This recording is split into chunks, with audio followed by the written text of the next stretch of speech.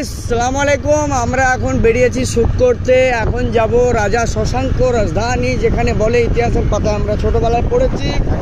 তো সেই শশাঙ্ক রাজধানীর জায়গায় গিয়ে আজকে আমরা শ্যুট করব, আপনাদেরকে দেখাবো যেখানে নীল তৈরি হতো, সেই জায়গায় গিয়ে আজকে শ্যুট করব। কি জানেন তাই তো? একদম একদম একদম আপনাদেরকে আজকে আমি ভিডিওর মাধ্যমে দেখাবো যে আমরা কোন জায়গায় বাস করি, আমাদের বাড়ি কোথায়। আপনারা অনেক কমেন্টে বলেছেন সাদেকদা, জাহাঙ্গীরদা তোমার বাড়ি কোথায়। তো আজকে আপনাদেরকে অ্যাকচুয়ালি আমরা সব ঠিকানা বলে দেবো। এই যে আমরা যে রোডে যাচ্ছি, এইটা হচ্ছে বহরমপুর যাওয়ার রাস্তা। কিরে, রামনগর ঘাটের লাইন। এটা রামনগর ঘাট লাইন, এটা হচ্ছে তোমার পলাশি যাওয়া যায় আর এদিকে বহরমপুর যাওয়া যায়। আমরা সেই রোডে বাস করি, রোডের ধারে আমাদের দুজনের বাড়ি, রামনগর টু বহরমপুর। তো এখন অ্যাকচুয়ালি আমরা যাব যেখানে সত্য যুগে আপনার ইতিহাসের পাতায় ছোটোবেলায় আমরা পড়েছি, মাস্টাররা পরীক্ষায় আমাদেরকে কোশ্চেন দিত, পরীক্ষায় আমাদেরকে লিখে দিত যে বলো তো শশাঙ্ক রাজধানী কোথায় ছিল, কিন্তু আমাদের বাড়ির পাশেই, আমরা বলতে পারতাম না। আমরা কর্ণ সুবর্ণ শশাঙ্কের রাজধানীর মাটিতে আমরা অলরেডি পা রেখেছি। তো আপনারা ভিডিওটা শেষ অবধি দেখুন, যতটা পারবো আপনাদেরকে আমরা তুলে ধরার চেষ্টা করব। Thank you. আমরা চলে এসেছি শশাঙ্কর রাজধানীর ঠিক রোডের ধারে পয়েন্টে, ঠিক আছে। আর এই দেখো সাদেক আলী এখন। তো অ্যাকচুয়ালি আমি রয়েছি এখন, শ্যুট করব এই জায়গাটায়। এটা হচ্ছে শশাঙ্ক রাজার বাড়ি। অ্যাকচুয়ালি এগুলো দেখতে পাচ্ছেন, এগুলো একটা বাড়ি ছিল, ঠিক আছে। মানে আস্তে আস্তে তলে চলে যাচ্ছে তো বাড়িগুলা। বুঝতে পারলি তো? সাবধানে চলাফেরা কর, সাবধানে চলাফেরা কর। সেইটা বলো, ভয় দেখে দিস তো। হ্যাঁ, সেইটা বলছে সাবধানে চলাফেরা কর। এখানে একটু উঠবো, এটা আবার কি বে? এটা দুতলা।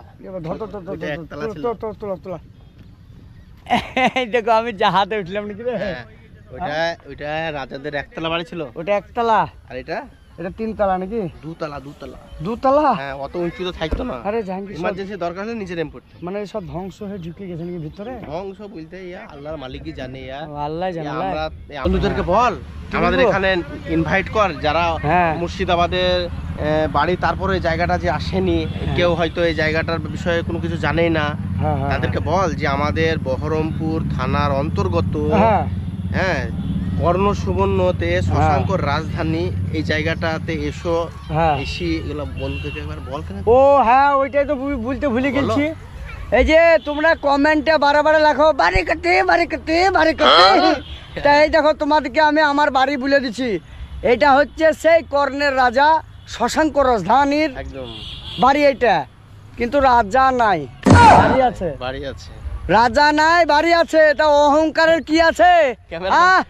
ক্যামেরার দিকে বলতে হবে লাই। তো অহংকার কেউ দেখাবে না। এই রাজার হীরা, ধন, গুপ্ত, মুক্ত কোনো জিনিসের অভাব ছিল না। তা আল্লাহ যা করে না, ভালোর জন্যই করে।